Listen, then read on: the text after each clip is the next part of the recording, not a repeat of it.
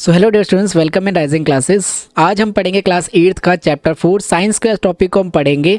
Channel को subscribe कर लीजिए, बेल आइकन को प्रेस कर दीजिए और आपके साथ जो भी दोस्त है उनके साथ इसको शेयर करिए ताकि वो भी अच्छी नॉलेज का फ़ायदा उठा सके। तो चलिए स्टार्ट करते हैं बच्चों। Chemical effect of electric current. सबसे पहले हम एक चीज़ समझेंगे, कंडक्टर। कंडक्टर क्या होता है? देखिए, कंडक्टर को हिंदी में बोलते हैं सुचालक। क्या बोलते हैं? सुचालक। ठीक है।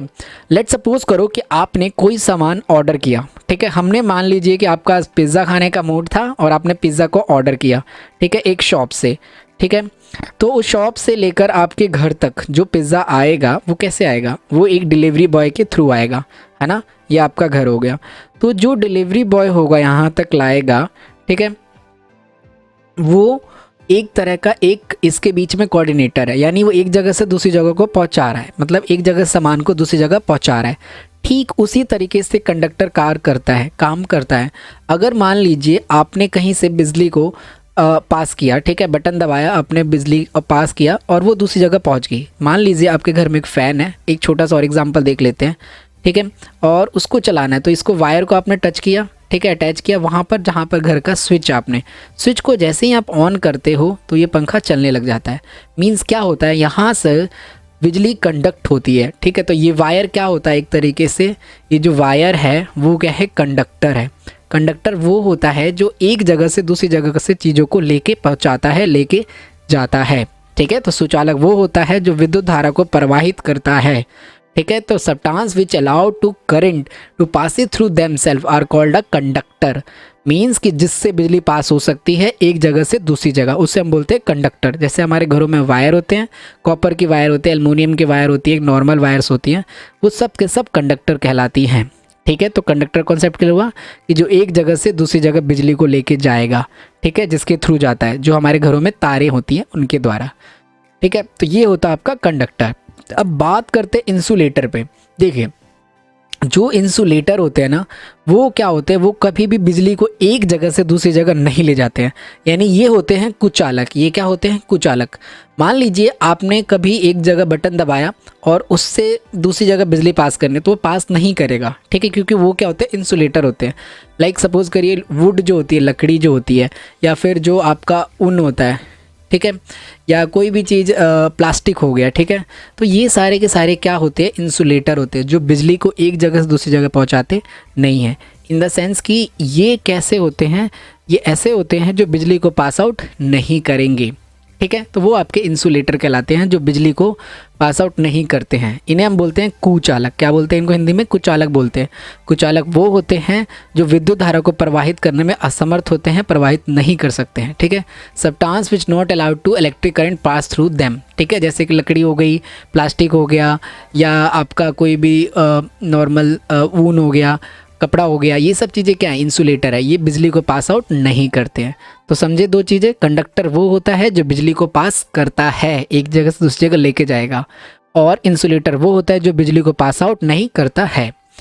बात करते हैं कि हम किस तरीके से पता लगा सकते हैं कि बिजली कंडक्ट हो रही है कि नहीं हो रही है। ठीक है, तो इसको हम टेस्ट कर सकते हैं एक छोटे से एग्जांपल से। जैसा कि आप देख पा रहे होंगे इस डायग्राम के अंदर, देखिए सबसे पहले जब भी कोई चीज़ बल्ब जलेगा या कोई भी चीज़ फ्लो होगी, तो एक होता है सोर्स ऑफ एनर्जी जो इलेक्ट्रिसिटी पास करता है, तो उसको आपने देखा होगा, उसको हम बोलते हैं बैटरी। ठीक है, फिर हमने क्या लगा दिया, वायर लगा दिया। ठीक है, और फिर यहाँ पे हमने जोड़ दिया, यहाँ पे ये हो गया आपका की यानी कुंजी। ठीक है, तो सेल या बैटरी हो गया, ये तार हो गया, तार से हमने यहाँ पे एक स्विच लगा दिया। अगर ये बल्ब जलता है, अगर ये ग्लो करता है, ठीक है, तो यानी बिजली पास हुई है, यानी ये क्या है, कंडक्टर है। अगर ये बल्ब ग्लो कर जाए तो ये क्या है, कंडक्टर है। तो देखिए छोटा सा एग्जाम्पल है कि a simple conduction tester has electric cell और टॉर्च बल्ब। हमने टॉर्च बल्ब का एग्जाम्पल लिया। One terminal of cell is connected to another. ठीक है, अब सेल के दो पार्ट होते हैं। ठीक है, देखिए ऐसा होता है आपका सेल। सेल में ये जो बड़ा वाला होता है इसको हम पॉजिटिव बोलते हैं, और छोटा होता है इसको हम नेगेटिव बोलते हैं। ठीक है बच्चों, तो जो पॉजिटिव पार्ट होता है और नेगेटिव पार्ट होता है, हमें से दो टर्मिनल होते हैं, इन्हें हम क्या बोलते हैं, टर्मिनल बोलते हैं। ठीक है, अब if material is a good conductor bulb will glow. अगर ये मटेरियल गुड कंडक्टर होगा तो बल्ब क्या कर जाएगा, अपने आप जल जाएगा, मतलब बिजली पहुँचा देगा, है ना। लेकिन छोटा सा सिंपल सी बात है कि मान लो आपके बैटरी में बिजली है, आपके बैटरी में क्या है, बिजली है, और इस बिजली को बल्ब तक कौन पहुंचाएगा, एक कोई बंदा होगा जो ट्रांसफ़र करेगा, तो वो होता है बंदा कंडक्टर। तो अगर बिजली को पास कर देता है तो यस वो कंडक्टर होता है। ठीक है, तो ये आप इस तरह से टेस्ट कर सकते हैं। ओके, इलेक्ट्रिक करंट को प्रोड्यूस को मैग्नेट, अच्छा ये टॉपिक भी देखते हैं अपन। लेट्स सपोज करिए कि कभी भी देखिए इलेक्ट्रिसिटी अगर पास होती है तो उसके अंदर क्या होता है, मैग्नेटिक फील्ड भी जनरेट होता है। मतलब जहाँ पर इलेक्ट्रिसिटी होती है, विद्युत होती है, वहाँ पे चुंबक भी होता है। ठीक है, मीन्स कि अगर इलेक्ट्रिसिटी पास हो रही है तो उसके आसपास क्या जनरेट हो जाता है, मैग्नेट पावर। ठीक है, तो ये हमने कंपास लिया, बल्ब लिया, और हम देख रहे हैं कि क्या इसमें इलेक्ट्रिसिटी पास हो रही है। अगर इसमें इलेक्ट्रिसिटी पास होगी, अगर इसमें इलेक्ट्रिसिटी पास हो जाती है, मतलब लाइक कंडक्ट हो जाती है, ठीक है, तो इसमें डिफ्लेक्शन होगा। क्यों? क्योंकि जब इलेक्ट्रिसिटी होती है तो मैग्नेट होता है। याद रखिए, जब इलेक्ट्रिसिटी होती है तो मैग्नेट होता ही होता है। तो इस केस में इलेक्ट्रिसिटी जब फ्लो करेगी तो क्या होगा, मैग्नेट भी होगा। ठीक है, तो जैसे ही अब ये कंपास है, ये मैग्नेट से डिफ्लेक्ट कर जाएगा। ठीक है, तो जैसे ही इलेक्ट्रिसिटी आएगी तो मैग्नेट आएगा, और मैग्नेट आएगा तो डिफ्लेक्शन हो जाएगा, यानी डिफ्लेक्शन होगा तो इलेक्ट्रिसिटी ही होगी। ठीक है, ये चीज़ पता लगता है। If magnet compass near the wire, current flow through the wire. ठीक है, magnetic needle get deflected, so can we use magnet compass instead of the torch, bulb और एलईडी। ठीक है, तो हम यहाँ पे क्या लगा सकते हैं, एक बल्ब लगा सकते हैं। ठीक है ना, बल्ब लगा दिया हमने। ठीक, कुछ भी लगा सकते हैं, लेकिन हम चेक कर सकते हैं कि हाँ इलेक्ट्रिसिटी पास हो रही है। ठीक, तो ये एक सर्किट था जिसके द्वारा आप चेक कर सकते हैं। और देखिए छोटा सा एग्जाम्पल, अब बात करते हैं इंसुलेटर की। अभी देखिए मैंने यहाँ पे क्या लगाया, वुड। वुड क्या है बच्चों, जल्दी से बताओ, कमेंट बताओ। लकड़ी क्या होती है, कंडक्टर होती है या इंसुलेटर होती है? जल्दी से कमेंट में मुझे आंसर बताइए अगर आप वीडियो देख रहे हैं तो देखिए जो लकड़ी होती है वो होती है इंसुलेटर। इंसुलेटर यानी कुचालक। ठीक है, यानी जो बिजली को पास नहीं करेगा, जो बिजली को पास नहीं करेगा। अब जो बिजली को पास नहीं करते वो क्या क्या होते हैं, वुड होती है, लकड़ी होती है, प्लास्टिक होती है, रबड़ होती है, ग्लास होती है। अब देखो बच्चों, यहाँ से बिजली आ रही होगी, ठीक है, यहाँ पर, यहाँ के बाद ये रोक देगा, ब्लॉक कर देगा। अब ये बिजली यहाँ पे जाएगी ही नहीं, यहाँ पे जाएगी नहीं तो बल्ब ग्लो करेगा ही नहीं। ठीक है, तो ये क्या करता है, बिजली को रोक देता है। तो इंसुलेटर क्या करता है, बिजली को रोकता है। और कंडक्टर क्या होते हैं, जैसे कॉपर, स्टील, आयरन, एल्युमिनियम, ये सब क्या होते हैं, कंडक्टर होते हैं, यानी सुचालक होते हैं। और ये क्या होते हैं, कुचालक होते हैं। ठीक है, याद रखिएगा। ठीक है, और आगे देखते हैं। अब मान लीजिए, अब इलेक्ट्रिक कंडक्टिविटी देखते हैं लिक्विड के द्वारा। देखो लिक्विड क्या होता है, तरल पदार्थ होते हैं लिक्विड। ठीक है, तो बिजली को पास लिक्विड भी करता है, लेकिन शर्त यह है कि लिक्विड के अंदर आयंस होने चाहिए। क्या होने चाहिए, आयंस। अब आयंस क्या होता है, मैं आपको एक बढ़िया सा उदाहरण देता हूँ, ध्यान से सुनिएगा बच्चों, घबराना नहीं है, बिल्कुल टेंशन नहीं। मान लीजिए आपके पास है पानी है, ठीक है, अब पानी है तो पानी में मैंने दो चीज़ों को मिक्स कर दिया। मान लीजिए नमक को घोल दिया, किसको घोल दिया, NaCl को। NaCl क्या होता है, नमक होता है। पानी में किसको घोल दिया, वाटर में हमने सॉल्ट को मिक्स कर दिया। तो सॉल्ट जो है वो है NaCl। ठीक है, तो NaCl ब्रेक हो जाएगा Na में और Cl ब्रेक हो जाएगा माइनस में। तो Na और Cl क्या करेंगे, कंडक्टर की तरह इसमें काम करेंगे। इसे हम बोलते हैं डिसोसिएट होना। क्या बोलते हैं, डिसोसिएट, यानी टूटना बोलते हैं। तो जब भी किसी भी नमक के अंदर, पानी के अंदर नमक घोला जाएगा तो टूट जाएगा। ठीक है, तो ये इलेक्ट्रिसिटी को पास करते हैं। यानी जिस भी वाटर में, ठीक है, सॉल्ट होता है या एसिड होता है, अम्ल या क्षार या लवण, ठीक है, या बेस होता है या सॉल्ट होता है, तो इलेक्ट्रिसिटी को पास करते हैं। तो इलेक्ट्रिसिटी को पास वो करते हैं। ठीक है, जैसे कि some liquid are good conductor of electricity, जैसे कि tap water, salt solution, hydrochloric acid और सोडियम हाइड्रोक्साइड एक्सेट्रा। मतलब कि ये बिजली को पास कर देंगे। बिजली को पास मतलब अगर मान लो यहाँ पे बिजली आएगी तो यहाँ से यहाँ तक ये पहुँचा देते हैं। ठीक है, अब कुछ सॉल्यूशन ऐसे होते हैं जो बिजली को पास नहीं कर सकते, और वो कौन से सॉल्यूशन होंगे जो बिजली को पास नहीं करेंगे, जिनमें सॉल्ट नहीं होगा, जिनमें नमक नहीं होगा, जिनमें जाकर आयन डिसोसिएट नहीं होंगे, टूटेंगे नहीं, तो वो बिजली को पास नहीं करेंगे क्योंकि उनके पास आयंस नहीं है। बिजली को पास करने के लिए पानी के अंदर फ्री आयंस होनी चाहिए। ठीक है, जैसे शुगर सॉल्यूशन हो गया, शुगर सॉल्यूशन पूरी तरह से घुल जाता है। कैरोसिन स्प्रिट हो गया, डिस्टिल वाटर होता है साफ पानी। पानी के अंदर अगर कोई आयन नहीं होगा तो इलेक्ट्रिसिटी पास करेगा नहीं। तो डिस्टिल वाटर में कोई भी आयन नहीं होता, इसीलिए जो डिस्टिल वाटर होता है, साफ पानी होता है डिस्टिल वाटर, वो कभी भी बिजली को पास नहीं करता है। ठीक है, तो इसमें बल्ब ग्लो नहीं हो रहा है बिकॉज इसमें क्या है, कंडक्टर नहीं है। ठीक है, ये एक तरीके से क्या एग्जाम्पल है, डिस्टिल वाटर है। ठीक है, इसमें बल्ब नहीं जलेगा। ठीक है, इसमें बल्ब नहीं जलेगा। ठीक है, तो यहाँ पे हमने दो चीज़ समझी कि जो पानी होता है वो भी बिजली को पास करता है, लेकिन बिजली को पास करने के लिए उस पानी के अंदर आयंस होने चाहिए, फ्री आयंस होने चाहिए। ठीक है, वो टूटे होने चाहिए, डिसोसिएट होने चाहिए, तभी तो बिजली को पास आउट करेगा। और जो बिजली को पास नहीं करता है, जो लिक्विड पास नहीं करता है, उसे हम बोलते, वो होता है नॉन कंडक्टर। ठीक है, इलेक्ट्रिसिटी को पास नहीं करता है क्योंकि उसके अंदर आयन टूटते नहीं हैं। फिर एक छोटा सा और एग्जांपल देखते हैं। ठीक है, chemical effect of electric current. अब ये देखिए, जैसे आपका चैप्टर ही नाम था यही है ना, तो इसको बहुत सुंदर और सिंपल भाषा में समझते हैं। ठीक है, तो chemical effect of electric current क्या होता है। ठीक है, मान लीजिए मेरे पास एक पानी का टैब है, मैंने एक बॉक्स पानी ले लिया इसमें। ठीक है, और यहाँ पर मैंने एक वायर डाला और यहाँ पर एक मैंने वायर डाला। ठीक है, अब इस वायर के अंदर बिजली पास हो रही है। क्या पास हो रही है? इलेक्ट्रिसिटी पास हो रही है। तो जब मैं इसके अंदर वायर डालूंगा और बिजली पास होगा, तो इस केमिकल के अंदर, इसके अंदर क्या है, बाल्टी के अंदर क्या है, मान लो केमिकल है, और हमने दो वायर डाला। अब वायर के अंदर क्या है? करंट है। वायर के अंदर क्या है? करंट। देखो वायर के अंदर क्या है, बोलो, करंट, और पानी एक केमिकल है। ठीक है, तो करंट को डालते ही केमिकल के अंदर कुछ चेंजेस आएंगे। ठीक है, कुछ क्या आएंगे? चेंजेस आएंगे। ठीक है, चेंजेस इन केमिकल, जैसे कि बबल्स का होना ग्लो हो जाएगा। ठीक है, बबल्स जो होते हैं ना, आपके बुलबुले होते हैं, बबल्स होंगे। ठीक है, उनका कलर चेंज होगा। ठीक, तो ये सारी की सारी चीज़ें एक तरह से देखें तो हमें देखने को मिलेगा। या जो भी कोई चीज़ होगी, डिपोजिशन होने लग जाएगा, मतलब जमने लग जाएगा जाकर, जिसके अंदर जो सामान होगा ना वो यहाँ पे जमने लग जाएगा। ठीक है, और इसके अंदर होगा जो यहाँ पे, तो ये जो चेंज आएगा, जो बदलाव आ गया, कैसे बदलाव आ गया, दोबारा समझते हैं कि पानी के अंदर हमने बिजली को पास किया और बिजली के पास करने से उस पानी के अंदर जो बदलाव आ रहा है, चेंज आ रहा है, उसको हम क्या बोलते हैं? Electric effect. ठीक है, मतलब chemical effect by the electricity. Means कि हमने बिजली को पास किया केमिकल में और केमिकल के अंदर कुछ चेंज आया, जैसे कि उसका कलर बदल गया, उसके अंदर से बबल्स निकलने लग गए, या उसके अंदर का जो भी केमिकल था वो डिपोज होने लग गया, जमा होने लग गया एक हिस्से पर तार के। अब इसी को अच्छे से दिखाया गया। तो देखो, अब हमारे पास जो वायर होती है वो क्या होती है? ऐसे लूज़ होती है। तो क्या किया जाता है, इस चीज़ को देखने के लिए एक छोटी सी मेटल की यहाँ पर एक रॉड डाल दी जाती है पानी के अंदर, फिर दूसरी रॉड डाल दी जाती है, और ये क्या है? केमिकल है। ये क्या है? केमिकल है, जिसे हम बोलते हैं इलेक्ट्रोलाइट। ठीक है, ये क्या है? केमिकल है। अब हमने दो रॉड डाल दी और यहाँ पे हमने सप्लाई कर दिया, यहाँ पे हमने क्या दे दिया? करंट दे दिया, यानी बिजली दे दी।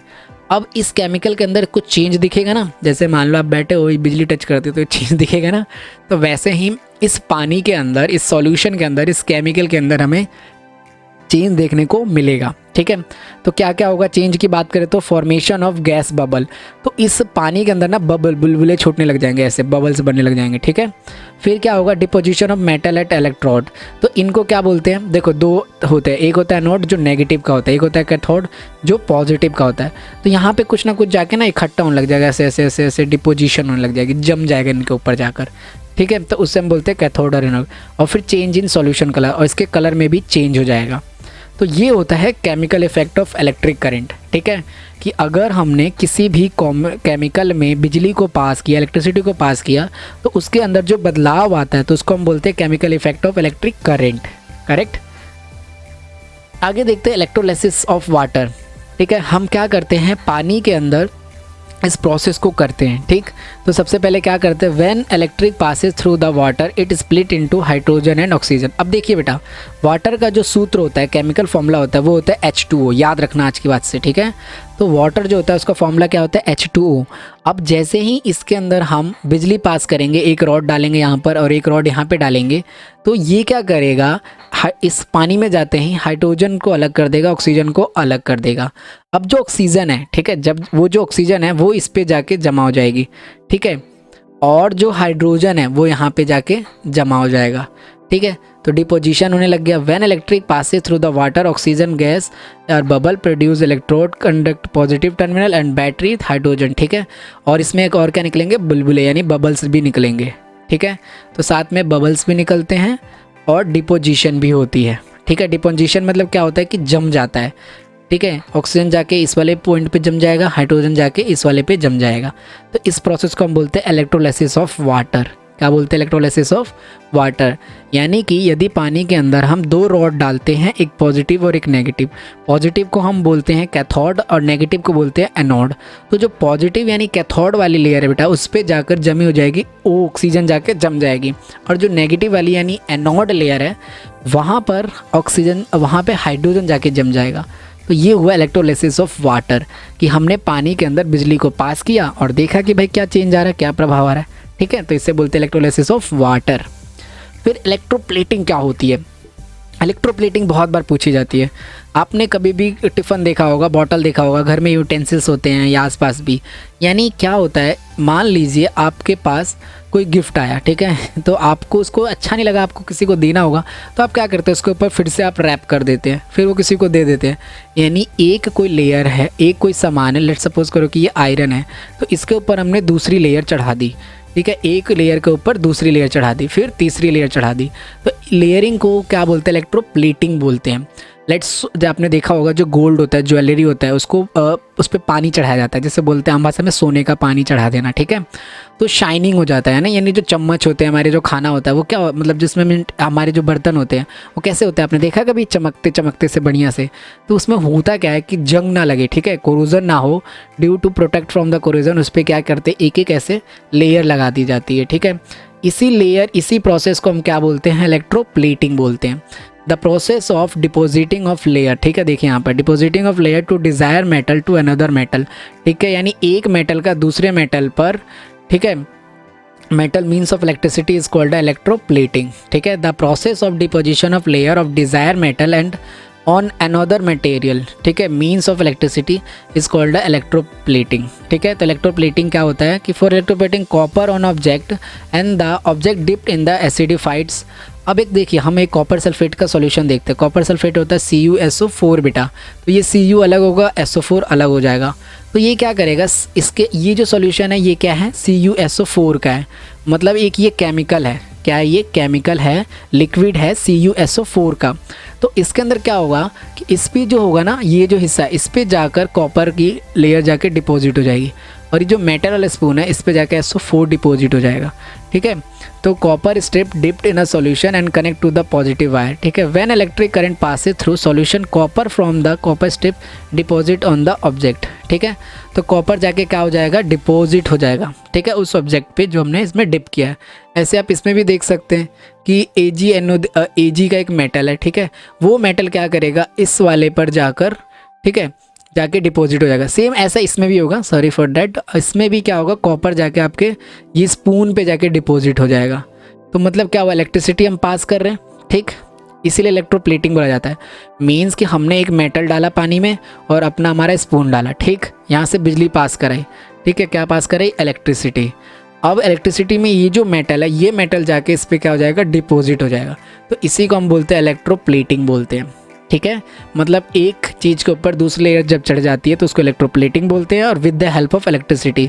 जैसा कि हमने देखा, तो ये हमारे पास एक चीज़ थी, जैसे लाइक ये Ag का था और एक सॉल्यूशन था AgNO3 का। तो इसमें से जो Ag था वो निकल के इस पर जाके जम गया, इससे जाकर लेयर बन गई। तो इसको हम बोलते हैं इलेक्ट्रोप्लेटिंग।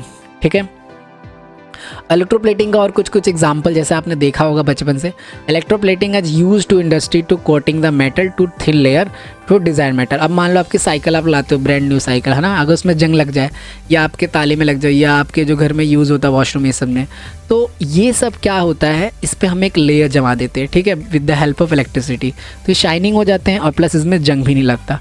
तो इसे हम कहते हैं इलेक्ट्रोप्लेटिंग। तो यही आपका चैप्टर था बेटा, हमने जो आज पढ़ा। जैसे कि पहला चीज़ हमने क्या पढ़ा बच्चों, कि कंडक्टर्स क्या होते हैं। कंडक्टर्स वो होते हैं जो बिजली को पास करते हैं, करेक्ट। ठीक है, विद्युत धाराओं को प्रवाहित करने वालों को हम क्या बोलते हैं, सुचालक बोलते हैं। फिर एक होते हैं कुचालक, जो विद्युत धारा को प्रवाहित नहीं कर सकते, मतलब अगर एक जगह बिजली है तो वहाँ से वो दूसरी जगह बिजली को लेके नहीं जा सकते। फिर एक क्या होता है, हमने ये दो चीज़ें पढ़ी, जैसे लकड़ी वगैरह हो गया, प्लास्टिक हो गया, ये सब। फिर हमने पढ़ा कि chemical effect of electric current क्या होता है। अगर हम किसी भी केमिकल में से बिजली को पास करते हैं, इलेक्ट्रिसिटी को पास करते हैं, तो उस केमिकल के अंदर चेंजेस आते हैं, जैसे कि बबल्स आ जाते हैं, ठीक है, कलर चेंज हो जाता है, या वो मेटल जो डिपोजिशन होने लग जाती है, तो फिर उसके बाद पढ़ा हमने इलेक्ट्रोप्लेटिंग, फिर यूजेस ऑफ इलेक्ट्रोप्लेटिंग, फिर इलेक्ट्रोलाइसिस पढ़ा हमने कि इलेक्ट्रोलाइसिस के अंदर कि पानी के अंदर हम अगर बिजली को पास करते हैं तो हाइड्रोजन और ऑक्सीजन टूट जाते हैं और उसके बबल्स बनते हैं। हाइड्रोजन जाके एक लेयर पे, एक मेटल, एक टॉपिक एक जगह पे जमा हो जाता है और ऑक्सीजन जाके किसी एक जगह पे जमा हो जाता है। ठीक है, तो ये सारी चीज़ें आज हमने पढ़ी। उम्मीद है आपको मेरा पढ़ाया हुआ समझ आया होगा। इस चैनल को सब्सक्राइब कर लीजिए, बेल आइकन को प्रेस करिए। थैंक यू सो मच बच्चों।